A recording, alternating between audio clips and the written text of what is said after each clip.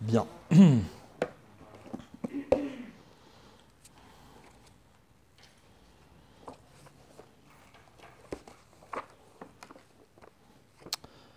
Alors, comme vous le savez, on va lire cette semaine dans la Torah la paracha de Chukat.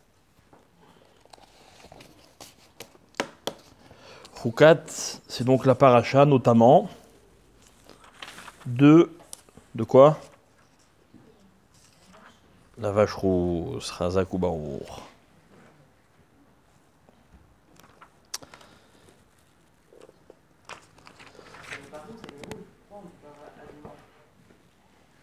T'as déjà vu une vache rouge? Hein? T'as jamais vu une vache rousse? C'est ce que j'attendais que tu me dises. Eh bien, une vache rousse, ça existe, mais rouge, ça n'existe pas. Il n'y a pas de mot pour dire rousse en hébreu. Ok? En tout cas dans la Torah. Ouais, mais ça, c'est des hébreux un peu arrangés, quoi. Bien. Alors, ce qu'on sait de cette vache rousse, avant de commencer à l'étudier, la Torah, elle dit Zot Chukat HaTorah. Alors, comment vous me traduisez cette expression? Zot Chukat HaTorah. Ceci, ouais. Ouais. Chazak. Pourquoi le reste n'est pas des lois de la Torah?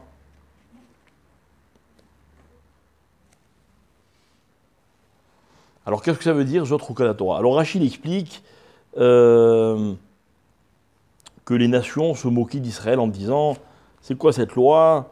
Elle n'a aucun sens, etc. Alors, la Torah, elle dit, eh bien justement, elle s'appelle Chuka. Chuka, c'est une loi, donc c'est une mitzvah de la Torah qui n'a pas d'explication. Ok? Il y a quelques lois comme celle-là dans la Torah où on n'a pas l'explication. Alors, à quoi ça sert? Donc c'est la preuve que toutes les autres mitzvot, elles ont un sens, elles ont une logique. C'est-à-dire s'il y a certaines lois qui sont appelées chok, c'est que forcément, je déduis de cela que toutes les autres, elles ont une explication, un sens, à moi d'aller étudier pour les comprendre. Maintenant, on va essayer d'analyser en quoi est-ce que cette loi-là de la vache rousse, elle s'appelle chok. Alors, on va expliquer d'abord le pshat. Je sais que c'est super connu, mais c'est pas grave, on fait une petite révision. La Torah, elle dit comme ça, vous prendrez, une vache rousse, paradouma, temima, asher en bamoum, asher lo ala aliaol. On a déjà expliqué plusieurs fois, il ne faut pas qu'elle ait le moindre défaut, qu'elle ait jamais travaillé, etc., etc. Ok. Vous la donnerez au Kohen. Le Kohen, il fera la shrita, donc il abattra cet animal, et il y a tout un processus d'aspersion, etc., etc. Après, la Torah, elle dit, on brûlera cette vache complètement, on prendra un bouquet de plantes, okay, qu'on jettera également dans le feu dans lequel on brûle comment ça s'appelle? La vache rousse, ok. Ensuite, on prenait les cendres de cette vache rousse, on les mélangeait à une certaine eau, autour de laquelle il y avait énormément de précautions, ok. Et celui qui avait ramassé les cendres, lui, devenait impur. Qu'est-ce qu'on faisait avec ces cendres qui étaient en fait mélangées à cette eau-là? On aspergeait celui. Alors la Torah, elle dit, au milieu, elle dit comme ça, Anogea bemet lechol nefesh adam vetame shivat yamim. Donc celui, donc vous avez compris, on nous explique, on prend la vache, on fait la shrita, on la brûle, on mélange dans ce feu, on met certaines plantes, etc. Il y en a un qui vient, qui ramasse, il devient impur. Anogea bemet, celui qui avait touché un mort, et donc qui s'était rendu impur, et qui était impur pendant 7 jours, ou itratabo bayom hashivi itar. Donc celui-là, pendant cette période de 7 jours, le 3e et le 7e, on devait l'asperger avec cette eau, et seulement au bout de ce moment-là, alors il pouvait devenir pur. Ok? Et la Torah continue. Kol hanoga benefesh adam, tout celui qui touche un mort, donc il devient impur, il n'a pas le droit de s'approcher du Mishkan, et celui qui s'approche du Mishkan quand même, eh bien, il était chayav karet, etc., etc. La Torah, après, elle explique toutes les lois de l'impureté que l'on pouvait contracter au contact d'un mort. D'accord? Alors, encore une fois, le pshat, c'est-à-dire l'approche la plus simple de cette énigme, c'est quoi? C'est que ces cendres qui servaient à purifier celui qui était impur, ok, elles provoquaient un effet inverse chez celui qui était pas impur. Et ça, évidemment, c'est incompréhensible. Comment quelque chose qui purifie peut également rendre impur? Ne vous cassez pas la tête, il n'y a pas d'explication. Roc. D'accord? Bien. Maintenant, dans l'ordonnance de cette loi-là, il y a encore quelques petits problèmes. Par exemple, il aurait été logique que l'on nous dise quelqu'un qui a touché un mort est impur pendant 7 jours. Et pour sortir de cette impureté, il faut qu'il fasse A, B, C, D, etc. Et notamment, 3e et 7e jour, aspersion avec l'eau de la vache rousse. C'est pas ça que la Torah dit. La Torah me raconte l'histoire de la vache rousse, et au milieu, elle me dit, ah oui, celui qui avait touché un mort, il était impur. C'est pas comme ça que la Torah a l'habitude de nous enseigner ces halachot. Normalement, la Torah, elle a un langage, elle utilise normalement un langage qui est clair. Ok? Pourquoi est-ce que dans cette mitzvah-là, on a l'impression qu'il y a un petit désordre qui nous dérange? Alors moi, ce que je veux expliquer, il va nous falloir un petit peu de temps, ok, c'est que la façon dont est exposé tout le concept qui s'appelle para adouma, la vache rousse, il a quelque chose de mystérieux. Et ce mystère, mes chers amis, il a un sens. Non pas que je vais expliquer, on ne va pas résoudre le mystère, on va expliquer le sens qu'il y a dans ce mystère-là. Imaginez que je vous dis, voilà, j'ai un secret, je ne peux pas te le dire. Mais je peux vous expliquer pourquoi je ne peux pas vous dire le secret. Par exemple, vous me dites, qu'est-ce que tu as fait hier? Ah, je ne peux pas te répondre, c'est un secret. Mais je vais te dire pourquoi je ne peux pas te dire. Donc je vous explique pourquoi il y a un mystère. D'accord? Donc on va essayer d'approfondir un peu cette histoire. Maintenant, parmi les commentateurs les plus connus, il y en a un qui s'appelle Onkelos. Ok? Quelle est la particularité de Onkelos? Voilà. Onkelos, c'est la première traduction homologuée par tous les chachamim de la Torah. C'est une traduction en araméen. C'était un langage courant à l'époque. Mais la traduction de Onkelos, elle est beaucoup plus qu'une simple traduction. Elle est à la fois une traduction et une explication. On va voir que Rashi, commentateur sans doute l'un des plus connus de la Torah, très souvent, dans son pirouche, c'est-à-dire dans son commentaire, il s'inspire de la traduction de Onkelos. Donc la traduction de Onkelos, elle est pour nous toujours une approche, une compréhension du texte qui est incontournable. Ok? On ne peut pas en faire l'économie. On va dire, bon, Onkelos a dit, moi je dis autre chose. Non, non. Les Khamim sont toujours, et ils ont toujours essayé de s'adapter à la traduction de Onkelos. Alors je vous traduis, je vous lis la traduction de Onkelos. Zot Rukat Torah, écoutez bien, Da, pas du russe, hein, de l'araméen, Da c'est Zot, Zé, en araméen, Gzerat Oraita. Oraita c'est la Torah. Voici la Gzera de la Torah. Vous savez ce que c'est une Gzera? Oui. Mais encore? Non. Alors nos grands-mères, elles utilisaient souvent ce mot, Gzera, genre une catastrophe, quoi. C'est pas une malédiction, d'accord, mais c'est quelque chose de négatif. Ça n'a rien à voir avec la bracha, il ne faut pas mélanger les notions. Gzera, c'est quelque chose de négatif. Et voilà que Onkelos, il dit comme ça, Da Gzerat Oraita. La vache rousse, ça, c'est la Gzera de la Torah. Qu'est-ce qu'il veut nous dire Onkelos dans ce commentaire?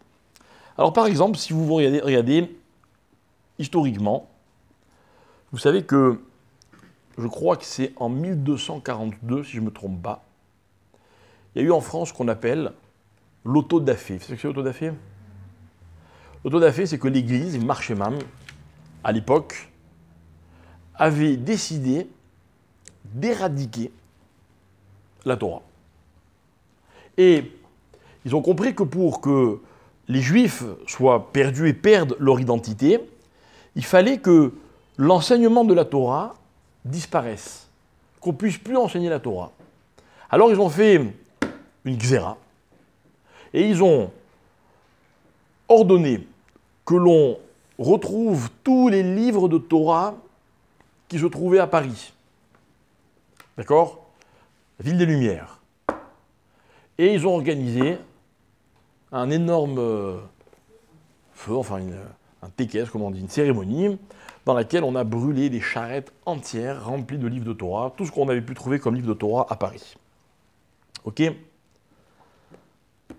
Jusqu'à présent, la ville de Paris, de temps en temps, je ne sais plus très bien selon quels critères, commémore cette tragédie.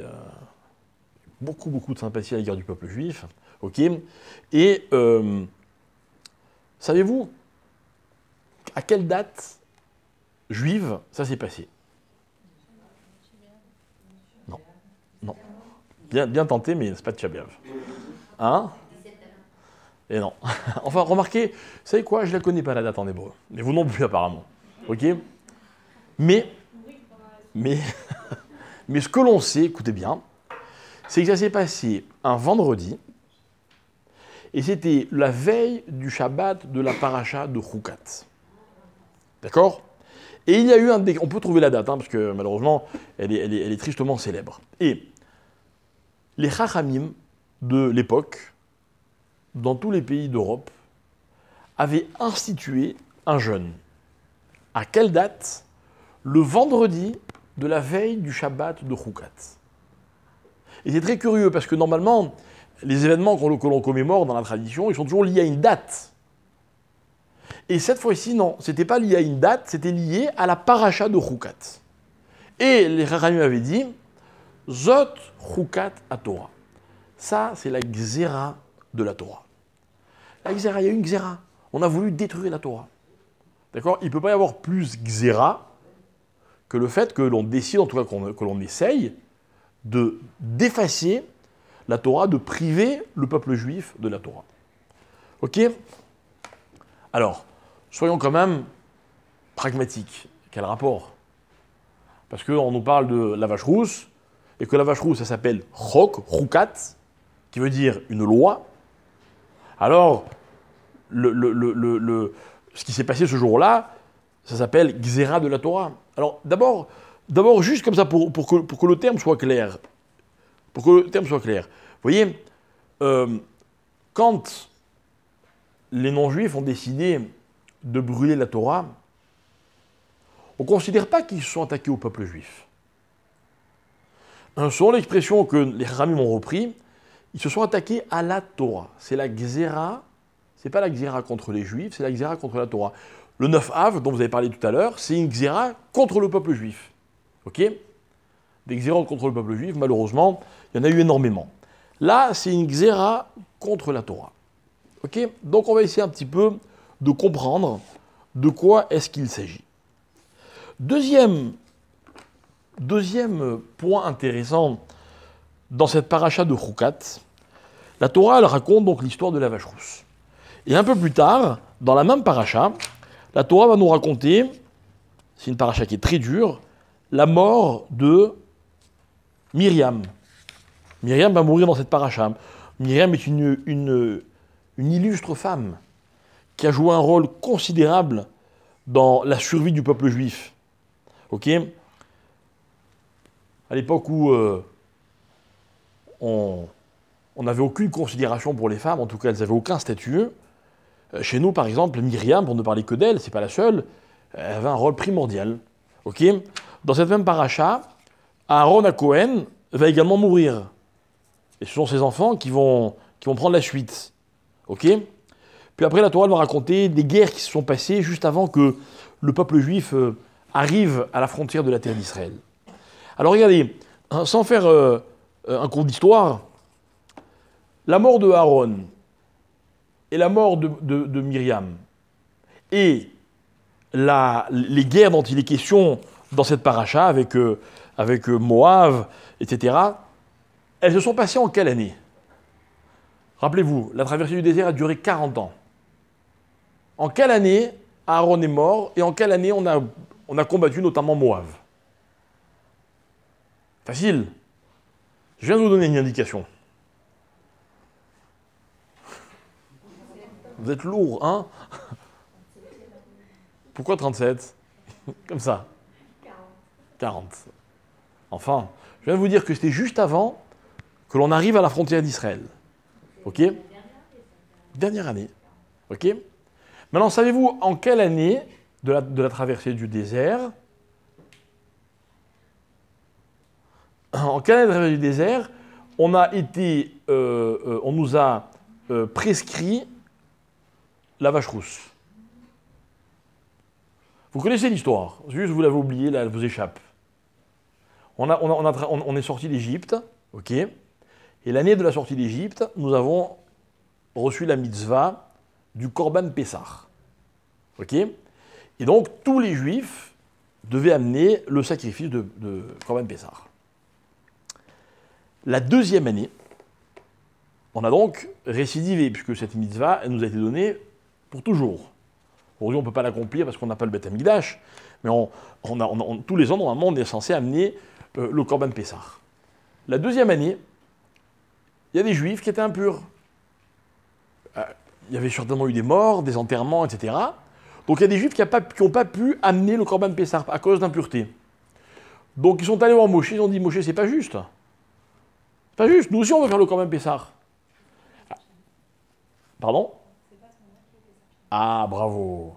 Alors, on leur a expliqué qu'ils auraient une seconde chance. Mais pour qu'ils puissent apporter le Korban Pessah à ce qu'on appelle Pessah Sheni, le deuxième Pessah, la Torah dit, ah, mais d'abord, il faut vous purifier de l'impureté. Et comment on se purifie de l'impureté? Avec la vache rousse. Donc dans une même paracha, la Torah nous raconte une chose qui s'est passée 1 an après la sortie d'Égypte et des événements qui se sont déroulés 40 ans après la sortie d'Égypte. Incroyable. Pourquoi est-ce que c'est tellement décousu? L'histoire de Korah, l'histoire des Meraglim, tout ça, ça s'enchaîne au niveau de la chronologie. Et puis au milieu, on nous parle de la vache rousse. Donc, premièrement, on nous parle de la vache rousse avant de nous parler de l'impureté. Et c'est seulement après la vache rousse, la Torah dit, ah oui, celui qui touche un mort est impur, etc. Deuxièmement, on commence avec la vache rousse alors qu'on est dans la Torah en train de parler de complètement autre chose. Et on termine avec ce qui se passe en fin de parcours, donc 40 ans après. Pourquoi cette paracha s'étale sur 40 ans? Je ne dis pas que c'est unique, parce que dans la Torah, l'ordre, il n'est pas vraiment respecté selon la chronologie des faits. En tout cas, c'est quand même intéressant que dans une même paracha, l'enchaînement il soit fait de façon aussi surprenante. C'est bon, là vous me suivez? Donc ça y a quand même pas mal de questions.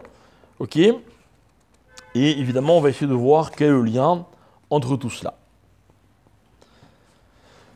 Alors, juste un petit point qui est important, qui n'est pas du tout un petit point d'ailleurs, c'est que entre le début et la fin de la paracha, d'accord? Venez, je vous pose encore une petite question, encore une petite interrogation, à laquelle normalement vous devrez pouvoir répondre. Ok? Entre le moment où on nous a donné la mitzvah de la vache rousse et la fin de la paracha, la guerre avec Moab, la mort de Aaron, ok? Combien y a-t-il de personnes qui ont vécu du début de la paracha jusqu'à la fin de la paracha? 52. Tu m'as trouvé 50. Ah, comme ça, d'accord. Dans votre réponse, il y a l'explication à ma question, mais ma question, elle n'est pas très compliquée. J'explique. Est-ce que tous ceux qui vivaient au début de la paracha vivaient à la fin de la paracha? Non, évidemment, à part ceux dont on nous parle. J'ai envie de vous tirer les oreilles, hein, franchement. Faites un petit effort. Hein? Alors, on retourne quelques semaines en arrière. Parashat Shelach. L'histoire des Meraglim. Quelle est la conséquence de l'histoire des Meraglim? Qui est mort dans le désert? Les 600 000 Juifs. âgés de 20 à 60 ans, d'accord, qui sont sortis d'Égypte et qui étaient encore vivants lors de la paracha de Shelach, et donc au début de la paracha de Choukat, il n'y en a pas un seul qui est encore vivant à la fin de la paracha. D'accord? Écoutez bien, qu'est-ce que ça a comme incidence au niveau historique? Hein? Il est mort. Ben oui, il est mort. D'accord? Écoutez bien. En 40 ans, il va y avoir 2 générations qui vont chacune porter un nom. Pas un nom propre, mais un nom, c'est-à-dire ils incarnent quelque chose. Il y a la génération de ceux qu'on va appeler les Yotzei Eretz Mitzrayim, les Yotzei Mitzrayim, ceux qui sont sortis d'Égypte. Et 40 ans après, on a la génération de ceux qui vont rentrer en Eretz Israël. 52. Non, on s'en fout, c'est pas la question. Non, c'est pas la question. Nous, ce qui nous intéresse, c'est de savoir. Ce qui nous intéresse, c'est de savoir la chose suivante. C'est que tous les Juifs, tout le peuple qui est sorti d'Égypte, ok, eh bien, n'a pas mérité de rentrer en Eretz Israël. Et par exemple, il y a marqué, vous savez, dans les fameux 4 léchonotes de la Torah, qui sont les léchonotes de la Géoula. Qu'est-ce qu'il y a marqué là-bas? Il y a marqué « Je te ferai sortir, je te libérerai, et je t'amènerai sur la terre de tes ancêtres. » Or, tous ceux qui sont sortis ne sont pas rentrés. Alors que le projet initial, a priori, comme il est écrit dans la Torah, c'était que ceux qui sortent d'Égypte vont rentrer en Israël. Et en fait, la faute des Méraglim, ce qu'elle a entraîné, c'est qu'il n'y a pas de sortant d'Égypte qui a été rentrant en Israël. Et il faut que vous compreniez que ça change considérablement les choses. Qu'en fait, l'histoire du peuple juif, ça aurait dû être une suite, d'accord? On sait d'où on part et on sait où on arrive. Et en fait, à cause de ces fautes-là, il y a eu ce qu'on va appeler, nous, une interruption. Ce ne sont plus les mêmes personnages. C'est-à-dire que la personne qui est sortie n'a pas mérité de rentrer. Alors écoutez bien ce que j'ai à vous dire, parce que c'est très important. C'est que si ceux qui sont sortis d'Égypte étaient rentrés en Israël, l'entrée en Israël n'aurait jamais été la même. Mieux que cela, si les Yotzei Mitzrayim étaient rentrés en Eretz Israël, ils ne seraient plus jamais ressortis d'Israël. Enfin, ils n'auraient jamais été chassés d'Israël. Donc en fait, l'histoire des Méraglim, c'est une catastrophe. Je ne promets pas d'y répondre, mais vas-y. Parce que tout le taïr qui était en Égypte, c'était au début, il devait être esclave de Pharaon pour être esclave de Dieu en Terre Sainte. Et donc c'est cette génération-là, normalement, qui devait rentrer en Terre Sainte. Et donc là, ça change tout, c'est une nouvelle génération qui rentre en Terre Sainte. Voilà, Razak, c'est ce que j'ai dit. Razak. Ok, donc finalement, c'est pas ce qui va se passer et ça va changer. Et finalement, écoutez bien, tout le problème de la terre d'Israël, enfin, on ne va pas faire un cours sur le sionisme maintenant, mais tout le problème justement de l'importance ou de l'évidence d'arriver en Israël, il a été, il a été dénaturé à ce moment-là. C'est-à-dire que normalement, le peuple juif, il devait naître, recevoir la Torah, arriver en Israël. C'était une évidence. Or, qu'est-ce qui s'est passé dans l'histoire? C'est qu'il y a un peuple qui est devenu le peuple juif, qui a reçu la Torah, mais sans Israël. D'accord? Et normalement, ce n'était pas concevable. Normalement, les trois, ils allaient ensemble. Or, qu'est-ce qui s'est passé tout au long de l'histoire? On a pu être juif et faire la Torah sans Israël. Et le drame, c'est quoi? C'est qu'on peut être en Israël et ne pas faire la Torah. Vous avez compris le dysfonctionnement? Il est terrible. D'accord? Alors, vous voyez, cette suite logique-là, elle a une importance dans notre explication, mais on va lui donner tout son sens, encore une fois, un peu plus tard. Ok? Bien.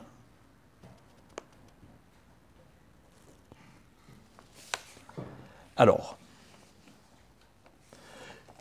qui sont ces personnages, cette génération qui sont sortis d'Égypte?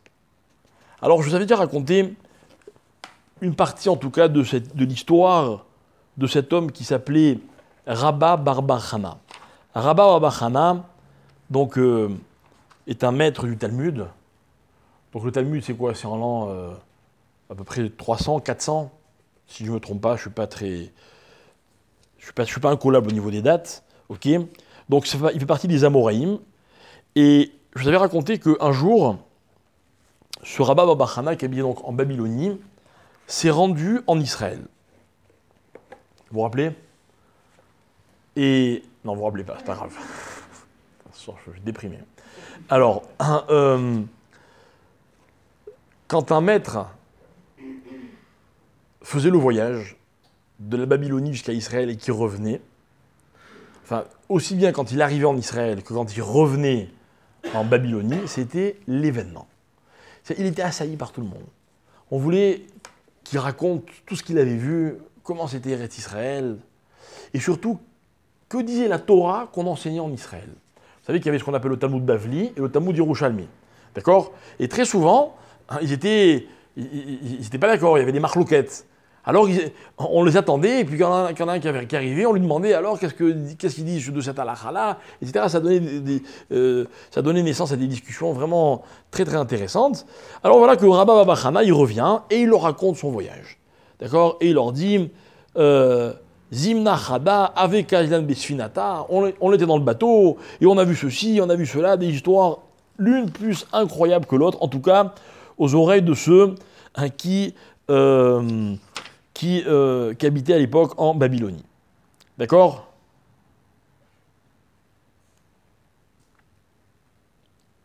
Bref.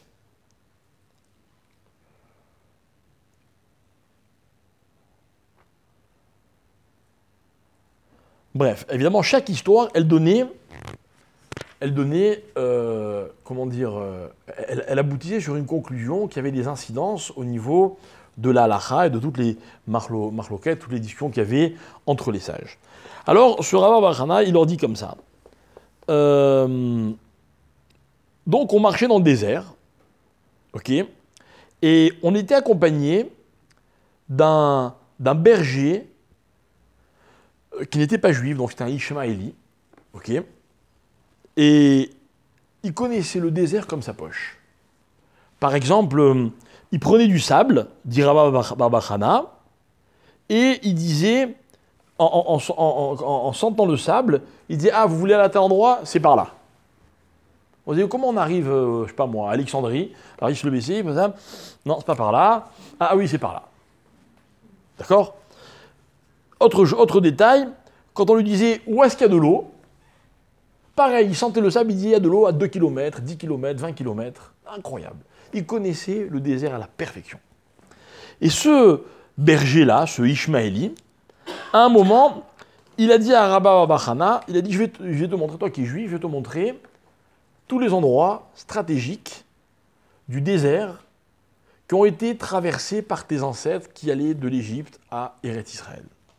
Et c'est là que je vous avais raconté l'histoire incroyable de ce Arsinaï qui est entouré par des scorpions blancs qui faisaient la taille d'un âne.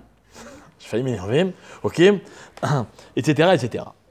Et voilà qu'au bout d'un moment, alors vous allez me suivre parce que ce que je vais vous raconter, c'est très technique, mais vous allez voir que c'est important pour comprendre l'idée que je veux développer. À un moment, il dit comme ça, Ta arvé l'ar metemidbar. Il lui dit, viens, je vais te montrer les Juifs qui sont morts dans le désert. Oh. Comment on peut voir les Juifs qui sont morts dans le désert? Alors il lui dit, voilà, j'ai suivi, et tout d'un coup, je les ai vus. Et ils ressemblaient à des gens qui étaient allongés parce qu'ils étaient sous. Ils n'avaient pas l'air d'être morts. Leur corps était parfaitement conservé. Ils étaient allongés sur le dos, face vers le ciel. Ok? Et ils avaient le genou replié, vous voyez? Imaginez, ils étaient allongés, c'est leurs jambes, et leurs jambes, elles étaient donc pliées. Et donc on pouvait passer en dessous des jambes de ces hommes qui étaient morts, de ces juifs qui étaient morts dans le désert. Alors, ils étaient énormes, ça faisait comme des espèces de ponts. Et il devait montrer à quel point ils sont grands. Alors ce fameux berger, il est monté sur un chameau, d'accord ? Il a pris une lance, les armes qu'ils avaient à l'époque, il est monté sur le chameau, il s'est mis debout, il a tenu la lance plus haut possible, et en passant sous le genou de ces morts-là, la lance, elle ne touchait pas le genou. Il pouvait passer tranquille en dessous. Incroyable, hein ? Vous y croyez ? Tu crois ? Intérêt, c'est marqué. Mais non, ce qui m'intéresse, c'est pas est-ce que vous y croyez ou pas, c'est qu'est-ce que ça veut dire ? On vient nous apprendre quoi ? Oui ? C'est bizarre parce que pour le coup, les Israéliens ne voulaient pas rentrer en Israël justement parce qu'il y avait des géants. Parce qu'eux-mêmes ils étaient géants. Bah donc imagine la taille des géants. Non, mais justement, Oui. Les gens, ils étaient encore plus grands. C'est ce que je dis. donc déjà c'était des géants en Israël. Alors justement, c'est ça ma question. Ma question, c'est pourquoi... Bon, on nous raconte cette histoire. Ah, de là, comme tu dis, ah, je comprends, ils étaient très grands. C'est quoi, ils étaient très grands ? Non, écoutez-moi bien, c'est pas une étude sociologique ou... d'accord ?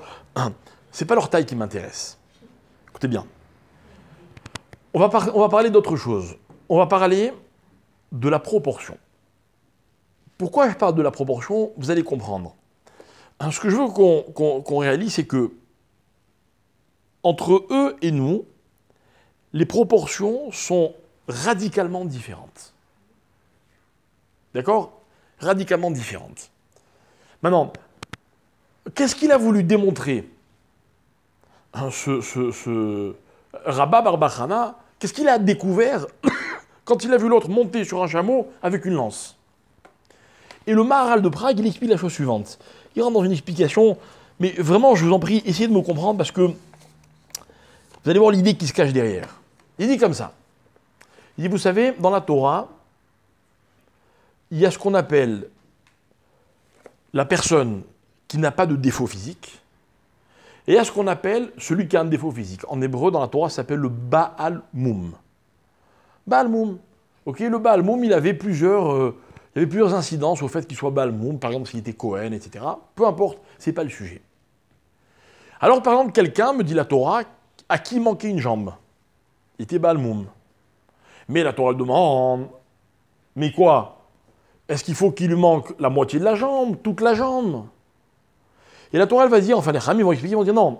Alors voilà, s'il a la jambe jusqu'au genou, même s'il n'a pas du genou jusqu'au pied, ça ne s'appelle pas Baal Moum. Il faut bien comprendre que la Torah n'est pas en train de classer les gens par ordre de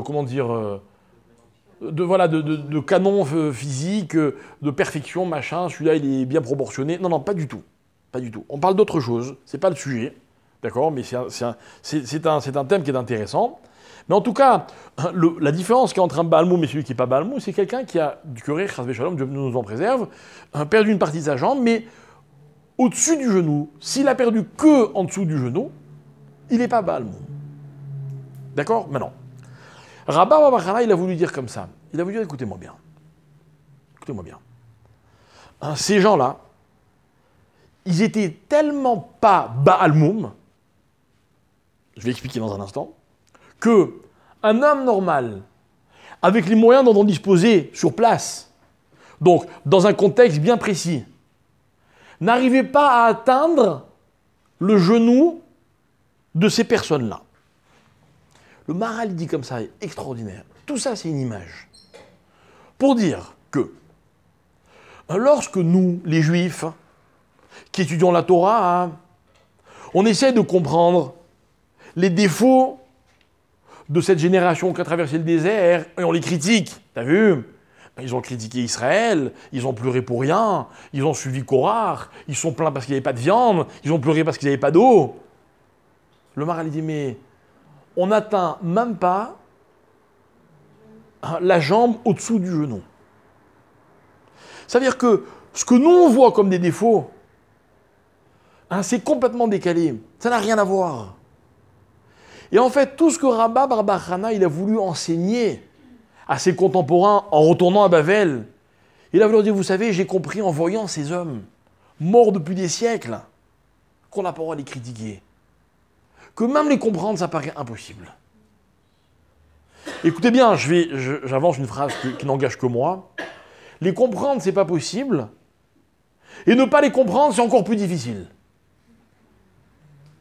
Parce que bien souvent dans la vie, on croit que quand on ne comprend pas quelqu'un, alors on peut le critiquer. Non. Eux, non seulement on ne peut pas les comprendre, mais même ne pas les comprendre, c'est encore plus difficile. La critique, ah oui, ils ont fait ceci, ah, ils n'ont pas été à la hauteur. D'ailleurs, c'est un principe qu'il faut toujours retenir, mes chers amis. C'est que les gens de la Torah, ceux qui ont, ces hommes, écoutez bien, qu'on appelle les sortants d'Égypte, c'est-à-dire ceux qui ont reçu la Torah, ils ont vu Dieu nous donner la Torah. Quand ils ont discuté contre Dieu, ce n'est pas des discussions qu'on peut comprendre. C'est imaginer un enfant qui a 8 ans et qui voit Chas v'Shalom ses parents disputer, il veut essayer de comprendre. C'est pas possible. C'est pas possible. Je vais vous donner un exemple pour illustrer ce que je veux dire. Vous savez que les parents doivent faire attention de ne jamais mêler les enfants dans leurs discussions. Moi, je connais trop de couples où on prend les enfants à partie. Maintenant, ne soyez pas choqués. Vous n'êtes pas choqués parce que si ça vous choque, c'est que vous n'avez pas idée à quel point c'est fréquent. À quel point c'est fréquent. Moi, j'ai connu un couple qui avait des petits problèmes, ok. Quand ça n'allait pas, qu'est-ce qu'ils faisaient? Ils appelaient un enfant, ils disaient voilà, qu'est-ce que tu penses, machin, etc. Et bien, au fur et à mesure que les enfants ont grandi, les enfants ont fui la maison. Ils ne pouvaient pas supporter, c'était pas possible. Et ils ont eu malheureusement des gros problèmes. Qu'est-ce que je veux dire par là? C'est qu'on ne peut pas demander à quelqu'un qui n'est pas capable de comprendre quelque chose, voilà, de le comprendre, d'avoir un avis. Et si on le lui demande, on lui fait du mal. On lui fait du mal. Ben, je vais vous dire quelque chose, mes chers amis, avec beaucoup d'humilité. Hein. Mais quand des fois, je discute de Torah avec des gens, et que je me rends compte que, bon ben, quand on a fait 10, 15, 20 ans de yeshiva, et qu'on a la chance d'avoir pu comprendre certaines choses, et qu'en face de nous, il y a des gens qui ont fait 1 heure ou 1 heure et quart de yeshiva, et qui veulent comprendre ce qu'on est en train de leur expliquer, ça pose un problème. Et vouloir leur faire comprendre certaines choses, et bien quelque part, c'est leur faire du mal. Pourquoi? Parce que c'est les induire en erreur. C'est-à-dire, écoutez bien, c'est dérégler les instruments qu'ils possèdent pour comprendre. Vous voyez? C'est-à-dire que si maintenant un grand professeur de physique nucléaire, il vient et m'explique à moi quelque chose, et qu'il me dit, t'as compris? Et je dis, ah ouais, j'ai compris. Il m'a fait du mal. Il m'a donné le sentiment que je comprenais alors que c'est pas vrai. Dans Torah, c'est la même chose, vous voyez? Et bien, cette règle-là, elle s'applique de façon précise dans la volonté qu'on aurait, nous, de comprendre les agissements de ceux qui sont sortis d'Égypte. Et encore, là, je vous parle des Amoraïm, de ceux qui ont rédigé le Talmud. D'ailleurs, eux, ils n'ont pas pu comprendre. À eux, Rabbi Bar Bar Chama, il a dit, en passant sous leurs genoux, j'ai compris qu'on ne pouvait pas les atteindre. On ne pouvait pas atteindre ce qui s'appelle pour nous un moum, un défaut. Donc c'est bon, on passe à autre chose. N'essayons pas. Voilà qui sont ces hommes-là. Alors, j'ai une question. La Torah est censée nous apprendre justement transmettre des messages et apprendre des niveaux justement de tous les hommes de la Torah. Mais parfaitement. Alors, si on ne peut pas comprendre pourquoi ils se sont trompés et comment ils ont pu arriver... Écoute, tu ne peux comprendre que ce que la Torah t'explique. Et tu peux comprendre tout ce que la Torah t'explique. Premièrement, au prix d'un vrai travail, c'est-à-dire d'étudier vraiment. Et deuxièmement, à la condition que tu acceptes qu'au bout, il y a une limite. À un moment, il y a une limite. Déjà, les Amoraïm, ils ont été limités. Ouais. Alors, tu veux devenir mieux que les Amoraïm? Non, mais tu peux. Ça dépend que de toi. Mais tu renonces à tout le reste. Mais c'est possible, je n'ai pas dit que ce n'est pas possible. Mais il faut connaître sa place.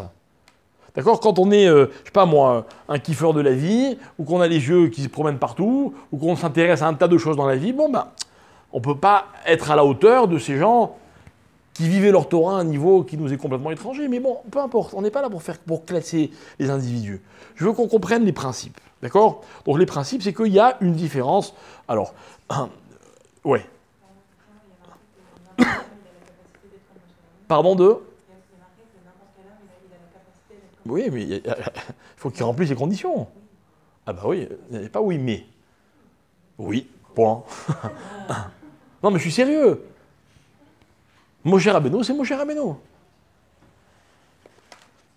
D'accord? Maintenant, comme il dit, Michael, la Torah, si elle nous en parle, c'est qu'il y a une leçon qu'elle veut nous transmettre. Mais cette leçon, tu ne peux la comprendre que si d'entrée de Dieu tu acceptes qu'il y a une limite à ce que tu peux comprendre dans cette leçon. D'accord? Bien. Alors, ça c'était donc pour un petit peu recadrer, expliquer la dimension de ces gens qui sont sortis d'Égypte. Maintenant, revenons à notre sujet. Ok? Ces hommes-là, qu'on n'arrivera pas à comprendre, hein, ce sont ceux qui sont sortis d'Égypte. Ces mêmes hommes-là, ils étaient censés rentrer en Israël. Il y a eu une catastrophe, qui va notamment entraîner le 9 Av, une catastrophe qui s'appelle, ce qu'on a étudié il y a quelques semaines, les Méraglim. Qu'est-ce qu'ils ont fait, les Méraglim? Les Méraglim, donc les explorateurs, ils ont... Attendez, avant d'expliquer ce qu'ils ont fait les Méraglim, je vais faire encore un détour. D'accord? Mais toujours dans le sujet qui nous préoccupe. Ok?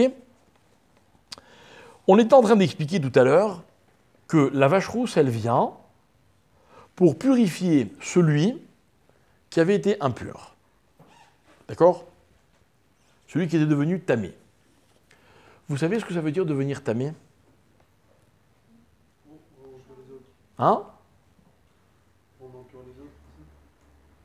Ça c'est rendre tamé. Mais ça veut dire quoi, être tamé? Ouais. Oui, mais pourquoi toucher un mort, ça me rend tamé? Pardon? Regardez, j'ai posé ma question différemment. Tamé, c'est bien ou c'est mal? Ça a une connotation positive ou ça a une connotation négative? Toda rabba lecha. מזל טוב. לא, חצי שעה. בשמחה. תודה רבה. Je répète ma question. C'est négatif ou positif être tamé? Négatif. Donc expliquez-moi. Celui qui touche un mort, il devient tamé. Donc c'est mal de mourir alors? Mais est-ce qu'il a une connotation positive ou négative, ce matzav? Regardez, d'abord j'explique les règles parce qu'il y a peut-être des gens... Magnifique, excellente question. Voilà, on a vu qu'il y a une mise à la Torah de redevenir pur. C'est donc que c'est mal de rester pur. Impur. Alors attendez, on répète juste les règles mais élémentaires. Ok? L'impureté, ça commence où l'impureté? Ça commence chez le mort. D'accord? La sépulture, le corps d'un mort, il est ce qu'on appelle avi avot atouma. En français, le top du top de la touma. Ok? Celui qui touche le avi avot atouma, il devient av atouma, le père de la touma. Celui qui touche, parce que c'est contagieux la touma. Oui, celui qui touche celui qui est av atouma, il devient rishon le touma. Celui qui touche Rishon et Touma devient Sheni les Touma. Celui qui touche Sheni devient Shlishi. Celui qui touche Shlishi, vous êtes tombé dedans. Ok, ça reste à Shlishi. Trop facile. Mais je n'ai pas pu m'empêcher. Ok, ça reste à Shlishi. Shlishi, après, ça reste. Shlishi, c'est la base de la Touma. Enfin, la Touma de base. Ok, très bien. Donc, c'est quoi la source de l'impureté? Avi avot atouma, c'est quoi? C'est le mort. Donc ça veut dire qu'un grand tzaddik, il est mort, maintenant il est dans le olam haba. C'est mal ou c'est bien de toucher son corps? C'est bien de toucher son corps? Vous avez compris l'ambiguïté? Pas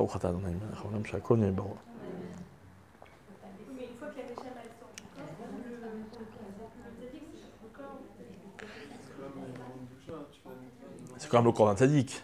Tu touches le corps d'un goy, il n'y a pas de touma. Ah oui, le corps d'un goy, il n'est pas tamé. Le corps d'un juif, d'un tzaddik, il est tamé. Bizarre. C'est vrai qu'on va dire comme ça, le phénomène chimique, c'est que le corps du juif qui véhicule une neshama, même s'il n'est pas tzaddik, ok, le jour où la neshama s'en va, alors, il y a quoi? Il y a une régression, forcément.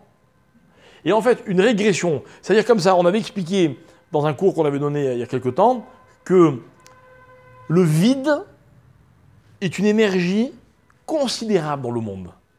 Le vide. Vous savez ce qu'on appelle l'effet ventouse. C'est vrai. On peut être attiré par le vide. Rappelez-vous, c'était juste la semaine où il y avait eu un accident d'avion. Il y avait une pièce du moteur d'un avion qui s'était détachée, qui avait cassé un hublot. Et la passagère qui était assise à côté du hublot, elle a été aspirée et il racontait qu'il était à plusieurs en train d'essayer de la retenir. C'était presque impossible. C'est quoi? C'est l'effet de vide.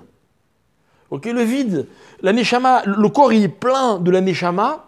Au moment où la neshama s'en va, en français on dit la nature n'aime pas le vide, mais c'est beaucoup plus que n'aime pas le vide. Le vide c'est une énergie, mais elle est négative. D'accord? Donc, d'un état, même si c'est pas quelqu'un de kadosh, de saint, la neshama s'en va, ce qui reste de cette personne, le corps, vide de la neshama, ben, il devient impur. D'accord? Bien. Ça c'est l'explication simple. Mais nous, on va un peu plus. D'accord? Nous, on veut expliquer autre chose.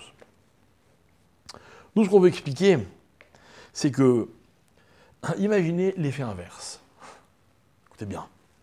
L'effet inverse, ça veut dire quoi? Quelqu'un, il devient kadosh. D'accord? Donc, il part au niveau 0, il n'est pas kadosh. Et dans sa vie, il avance. Il devient un peu kadosh. Puis après, beaucoup kadosh. Puis après, très kadosh. On n'est plus dans la teshuva, on est bien après la teshuva. Et puis il devient kadosh, kadosh, kadosh, kadosh. Jusqu'où ça peut aller la kedusha? Ça peut aller, écoutez bien, hein, ça peut aller jusqu'à la touma. Ça veut dire qu'en fait, quand la personne, elle va franchir un niveau auquel elle n'est pas adaptée, elle n'est pas dans son élément. Comment appelle cet état la Torah? Elle appelle l'état de Touma.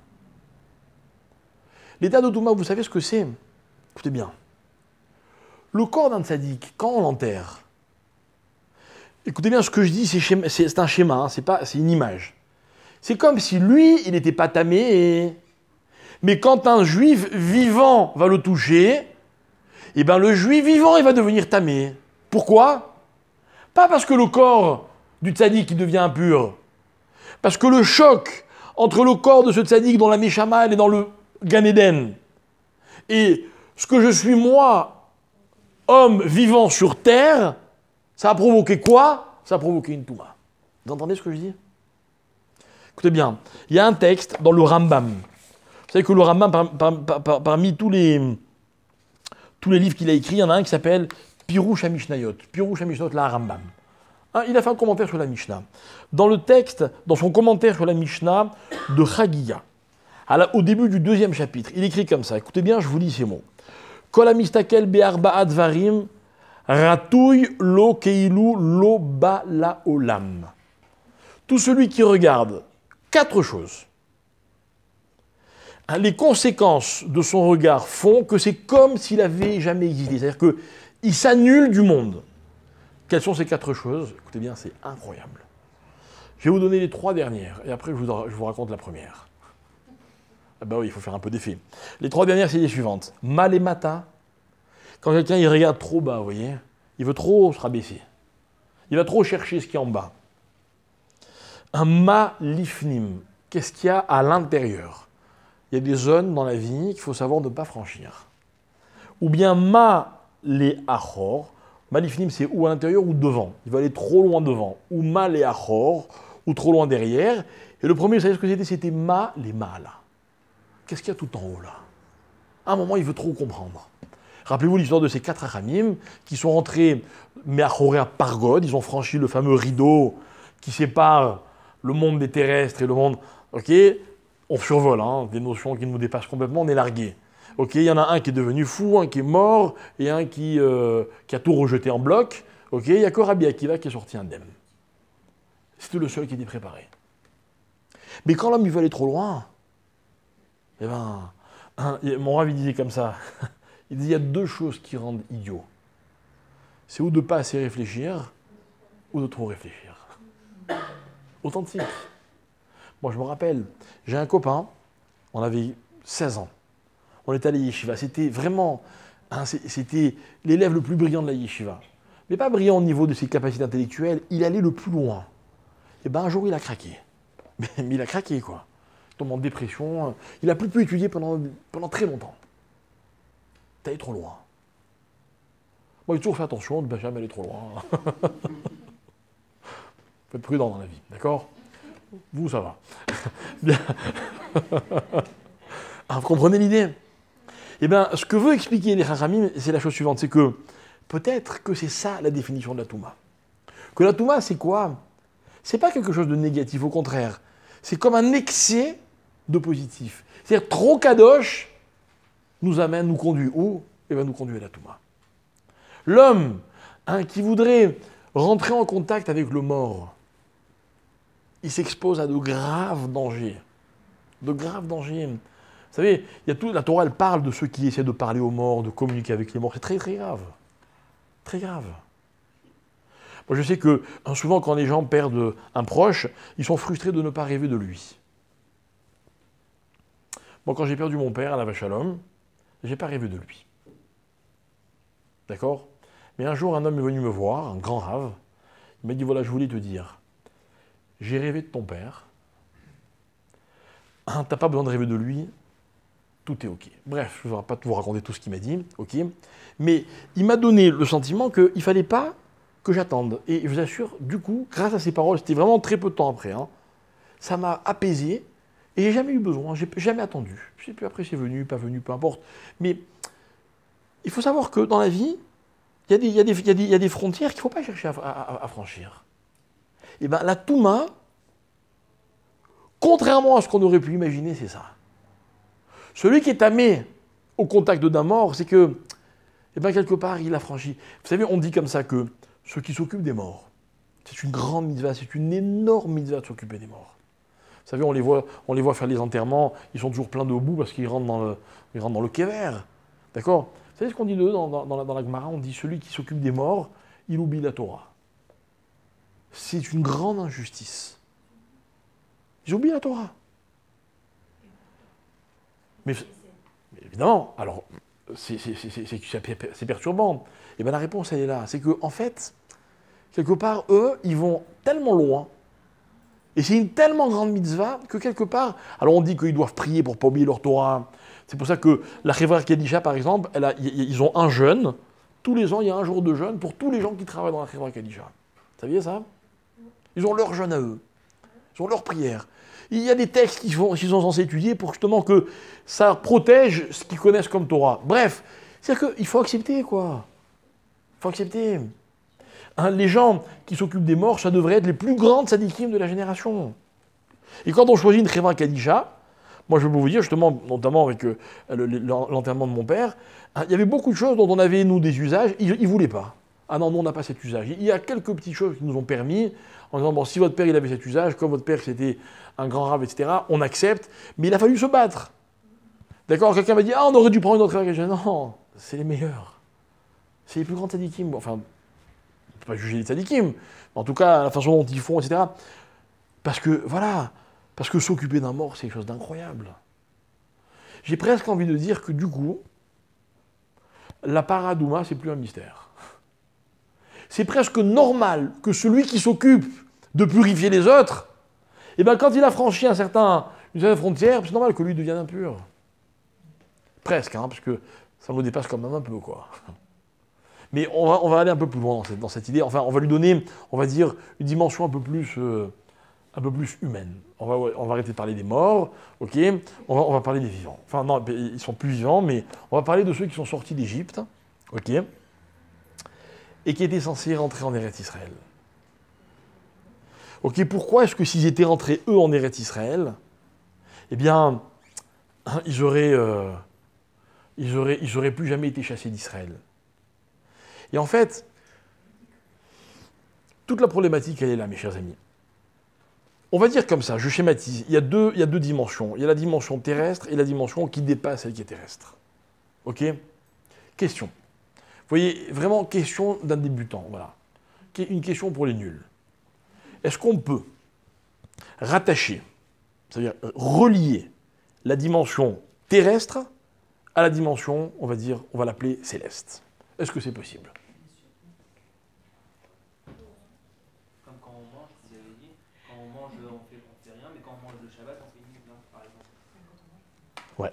On fait une bracha, On a une Neshama, alors forcément, on est toutes relié. les brachas qu'on fait avant de manger, tout c'est ça. C'est d'élever la matière. L'étude de la Torah. Comme j'aurais voulu que vous ayez raison. Non, j'aurais vraiment voulu. Hein. J'aurais voulu en fait que les choses, elles commencent, et les choses, écoutez bien, que ce qui commence sur Terre se termine toujours dans ce qui s'appelle Shamaïm. Mais malheureusement, c'est pas comme ça que ça se passe. Maintenant, on a une Neshama, bonne question. On fait des mitzvot, bonne question. Vous savez ce que c'est tout ça? Tout ça, ce sont des outils qu'on va s'efforcer d'utiliser pour essayer d'arriver vers cette dimension. Mais est-ce qu'on va y arriver? Je vais vous dire quelque chose. Le jour où on y arrive, on n'est déjà plus sur Terre. Et en fait, écoutez bien. Écoutez bien le principe, parce que vous allez voir, c'est pas si compliqué. Le principe, c'est quoi? C'est que une chose aboutie dans le monde, c'est une chose qui est en harmonie parfaite, totale, avec ce qui est à son origine et ce qui est à sa destination. Imaginez quelqu'un, il est né tzaddik, il est né de parents tzaddikim. Toute sa vie, il est tzaddik. Ses enfants sont des tzaddikim. Le jour où lui, il arrive dans l'Olam Haba, il a laissé que des tzaddikim.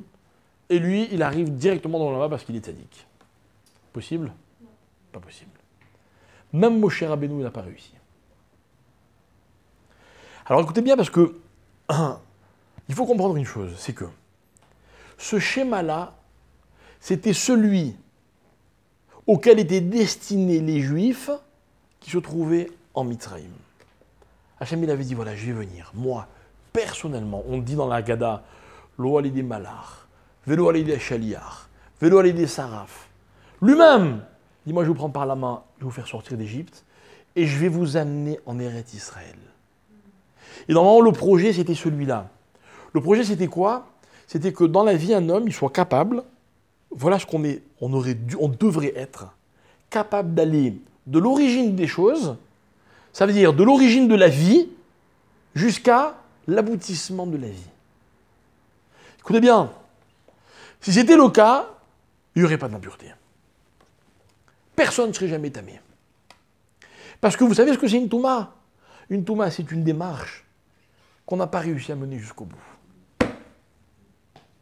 Ça veut dire que la touma, c'est une fatalité. Mais en même temps, à chaque fois, elle crée une frustration. Vous voulez un exemple? L'exemple.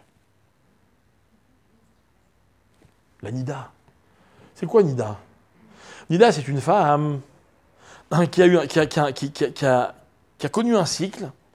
Et ce cycle, il aurait dû mener à la vie. Parce que lorsqu'une maman, enfin une future maman, tombe enceinte, en d'autres termes, lorsqu'il y a ovulation, puis fécondation, etc., il n'y a pas de Nida. Il n'y a pas de Nida. Donc chaque fois qu'une femme est Nida, c'est que quoi? On n'est pas arrivé jusqu'au bout. C'est pour ça qu'avant le mariage, la Nida n'a que très peu de sens. Après le mariage, elle change tout.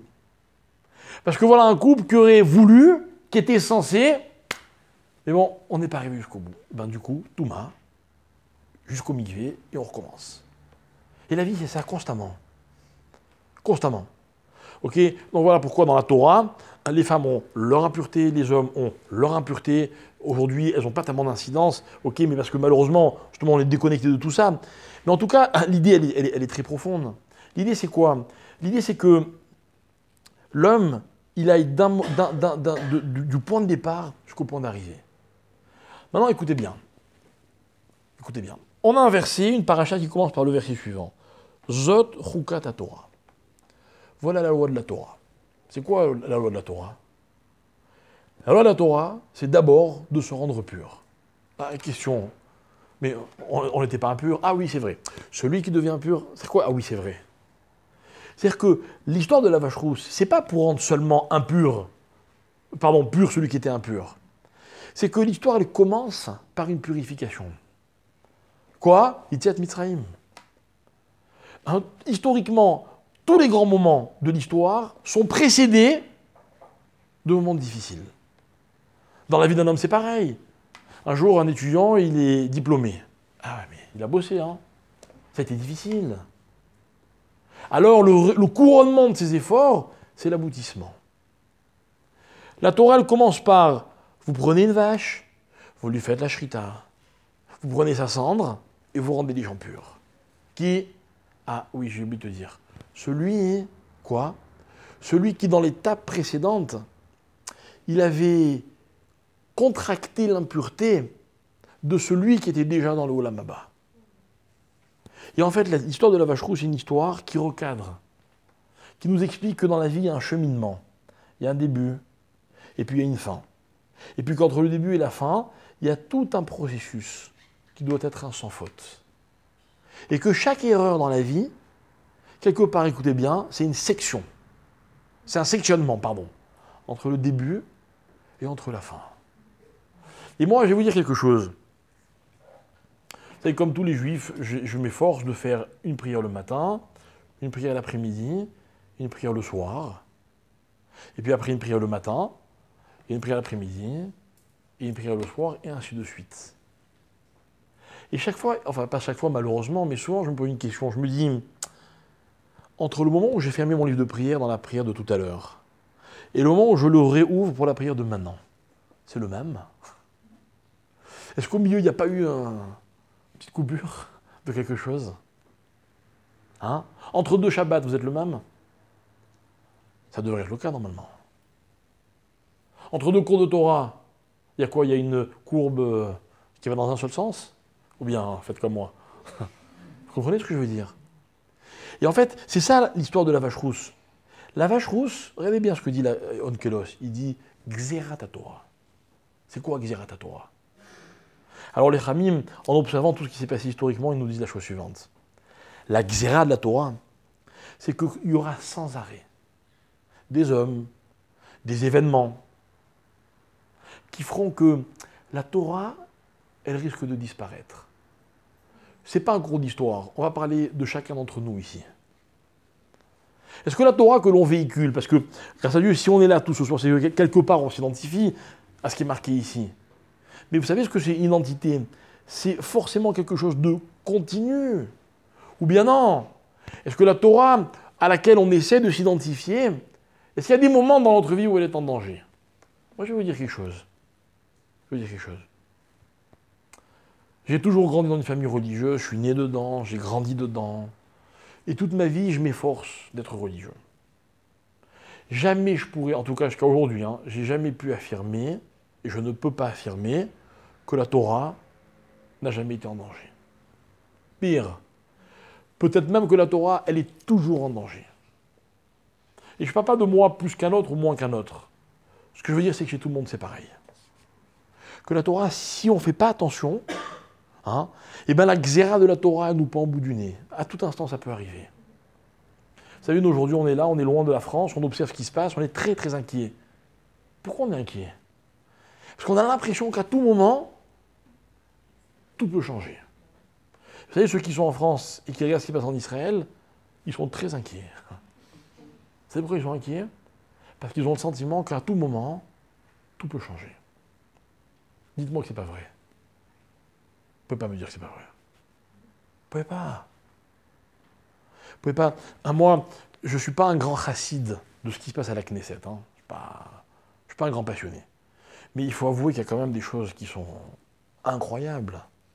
Incroyables. Vous avez ceux qui se battent pour la survie de l'État, ceux qui se battent pour la survie, à tort ou à raison, pour la moralité du peuple juif, ceux qui se battent pour la Torah du peuple juif. Mais tout est un combat.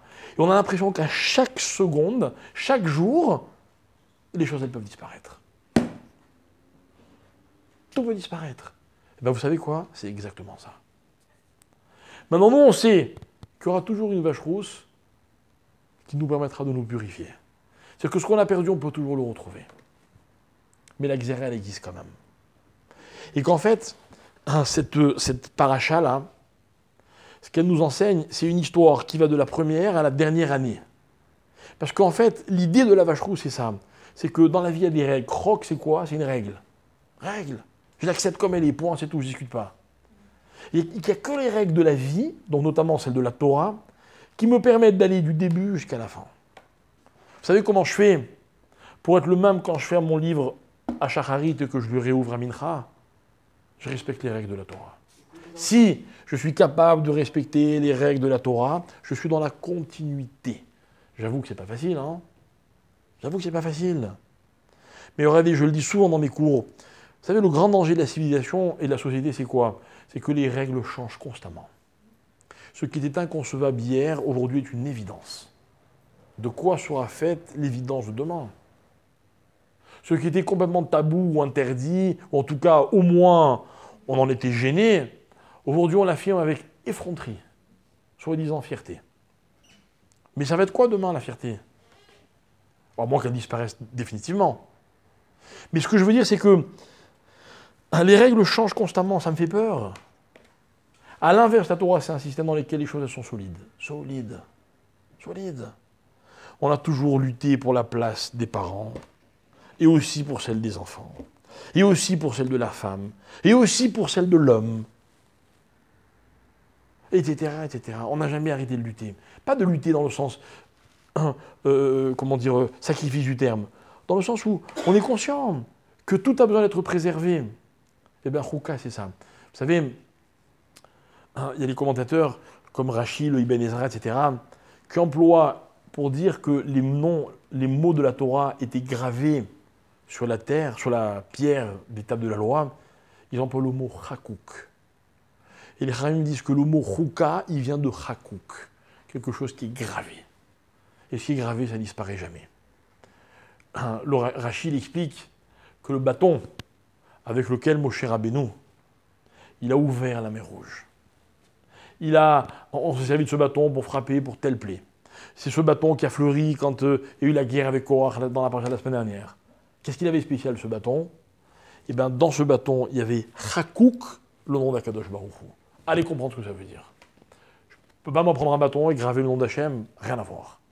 Chakouk, c'est quelque chose qui fait entièrement partie du concept dont on parle.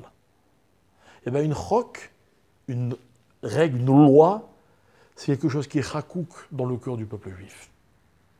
Et c'est ce qui fait que le peuple juif, eh ben, il ne s'est jamais perdu. Alors c'est vrai, malheureusement, on a sectionné le début de l'histoire de la fin de l'histoire. Ceux qui sont sortis de là, malheureusement, ne sont pas rentrés là. Mais que ça nous serve de leçon. Que l'on comprenne de cela que le seul moyen d'aboutir véritablement, c'est de partir du début et d'être capable d'aller jusqu'à la fin. Je ne sais pas ce que vous faites dans vos vies, mais s'il le faut, faites-en un peu moins pour pouvoir aller du début jusqu'à la fin. Parce que ce qui compte, ce n'est pas de faire des choses extraordinaires, c'est de les faire entièrement.